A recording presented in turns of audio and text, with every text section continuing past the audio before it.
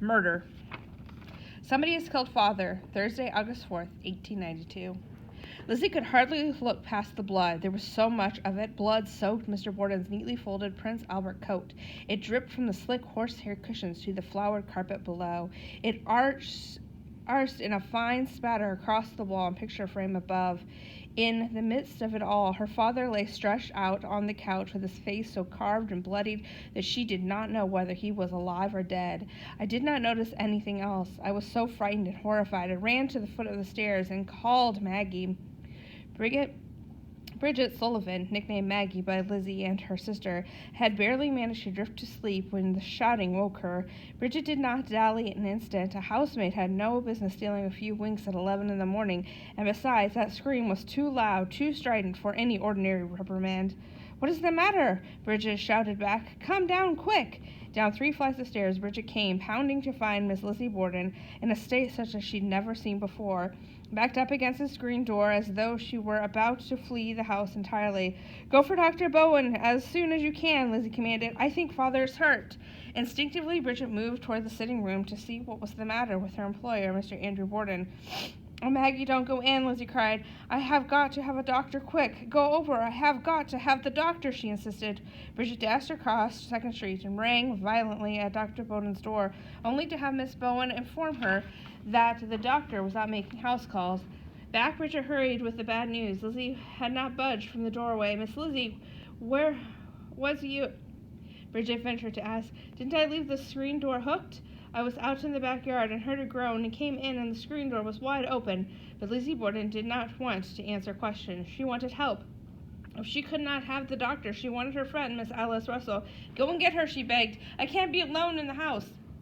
Bridget yanked her hat and shawl from their hook and took off towards Borden Street. Lizzie Borden waited alone. As far as anyone knew, there were 3 locks on the front door. No one intent on harming her father could have gotten in that way, and anyone who might still be lurking inside could not possibly escape without the notice now. "Lizzie, what is the matter?" said a voice from behind her, but it was only Miss Adele Churchill, the young widow next door. On her way home from marketing, she'd noticed Bridget crossing the street from Dr. Bowen's house, running, and she looked as if she was scared. Miss Churchill went straight home and laid her groceries on a bench in the kitchen. Through her kitchen window she caught a glimpse of Miss Lizzie leaning against the doorway of the back screen, rubbing her face as if she was in great distress. The young woman looked so much out of sorts, Miss Churchill had opened her window and called across the fence. "Oh, Miss Churchill," Lizzie answered, "do come over, come. Somebody has killed father." By the time Miss Churchill hurried across the yard, Lizzie had sunk down on the 2nd step, pale and frightened. "Oh, Lizzie, where is your father?" she asked, laying a hand on Lizzie's arm. "In the sitting room." Miss Churchill did not go in. Instead, she asked, "Where was you when it happened?" "I went to the barn to get the piece of iron." "Where is your mother?" "I don't know," Lizzie said, her words spilling out now. "She had a note to go and see someone that was sick this morning, but I don't know. But they have killed her too. Father must have had an enemy, for we have all been sick, and we think the milk has been poisoned. Dr. Bowden is not at home, but I must have a doctor." "Shall I go, Lizzie, and try to find someone to go and get a doctor?"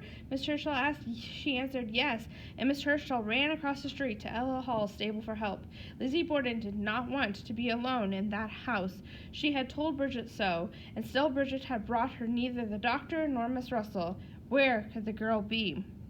"I don't know, but what Mr. Borden is dead." It was no more than 11:15 when Alice Russell saw the Borden's maid hurrying up her front steps. Right then Alice knew there was trouble. Only last evening her friend Lizzie had come calling with worrisome news. She and her father and stepmother Lizzie said had all been taken sick Tuesday night, very sick indeed. Alice laid aside her work at once and met Bridget at the door. "What is it, Bridget? Are they worse?" Alice asked. Bridget did not take time to explain. She hardly knew herself just what had happened. "Yes," the young Irishman said. "I don't know but what Miss Borden is dead." She paused only long enough to hear Alice say she would come before taking off again. To Bridget's relief, Dr. Borden was still stepping from his carriage as she ran back up 2nd Street. "What is the matter, Lizzie?" Dr. Borden asked as he entered the house. Under any other circumstances, the sight of his familiar face with its graying mustache and side whiskers might have calmed Lizzie. After all, he had lived across the street from the Bordens for 20 years. She had known him since she was a girl of 12. Lizzie answered that she was afraid her father had been stabbed or hurt. That one word, stabbed, took him aback. He expected sickness, possibly bad, judging from the way his wife had called out, "They want you quick over to Mr. Borden's," before he stepped from his carriage. Even poisoning would not have completely surprised him. The previous day, Miss Borden had arrived at his office before 8 o'clock in the morning, nearly hysterical with fear that her family's bread had been tainted. But stabbing? "Has there been anybody here?" Dr. Bowen asked. "Not as she knew of," Lizzie answered. "Where is he?" the doctor asked. Lizzie led him through the dining room and motioned toward the sitting room door. Not a sound came from the other side. Steeled for the worst, Dr. Bowen went in. Nothing in all his 25 years as a medical man had prepared Dr. Bowen for the sight that assaulted him as he stepped into the Borden sitting room. Before him on the sofa, Lizzie's father lay kneeled sideways, the left side of his face so smashed that Dr. Bowen could not recognize him. The elderly gentleman's features were pulp of chipped bone and razor flesh. His left eye cleaved in two. The wounds were so violent, so obviously criminal, that they completely derailed Bowen's instinct as a doctor. Instead, his first thought was that of a policeman. Something in the room, something besides the obvious horror on the sofa, felt wrong. Like a flash, it struck him to check the room to see if anything else was disturbed. Nothing. Not one thing was out of place, not even a speck of blood on the side table. It was not particularly reassuring observation. Only then did the doctor do what he had been called upon to do and lifted one of Mr. Borden's hands from his lap to feel for a pulse. Still warm, but that was all.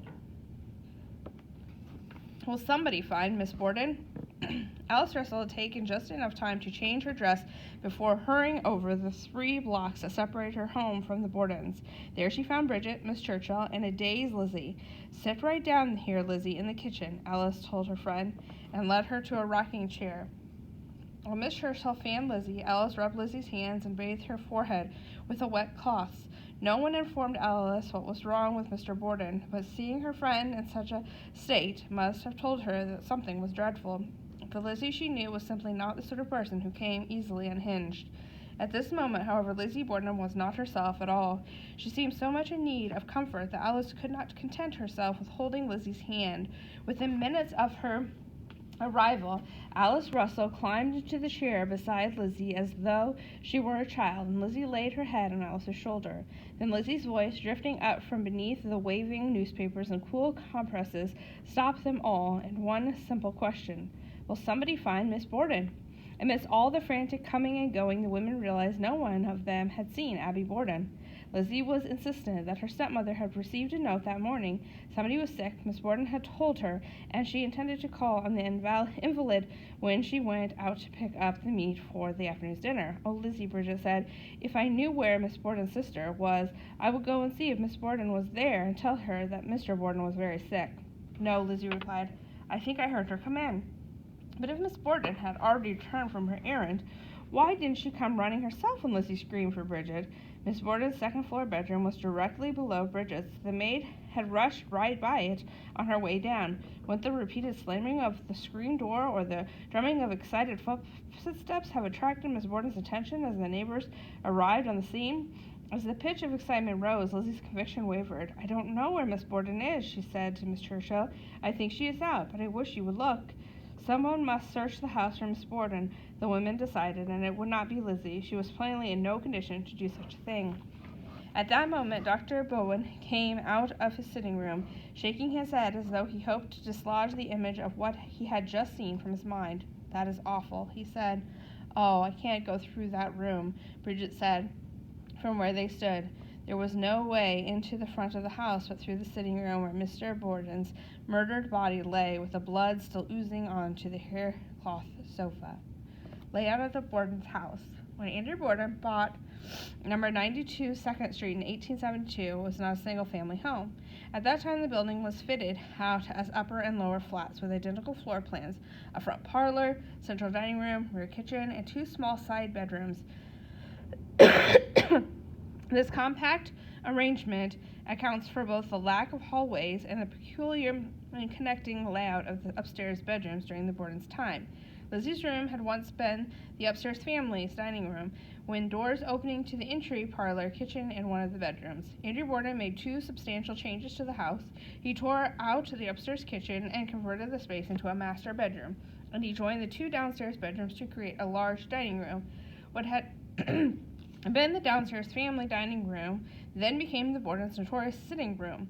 The most significant alteration, however, at least in terms of the murder, was not structural. It was the mutually locked door between Lizzie's room and the master bedroom. That door, with its bolt on one side and hook on the other, essentially became a wall dividing the second floor into 2 completely separate compartments. As long as both sides of the door were locked, no one in the front half of the upstairs could access the master bedroom, backstairs, back door, cellar, or attic without going down the front stairs and passing through both the sitting room and the kitchen. "Give me a sheet and I will cover Mr. Borden over," Dr. Bowen offered. But the linens were stored upstairs in the small dressing room off Mr. and Miss Borden's locked bedroom, and the key to the bedrooms lay on the mantel in the sitting room, just steps from Mr. Borden. Again, Dr. Bowen spared the ladies by going back into the sitting room to retrieve the key, and a reluctant Bridget, accompanied by Miss Churchill, set off up the back stairs.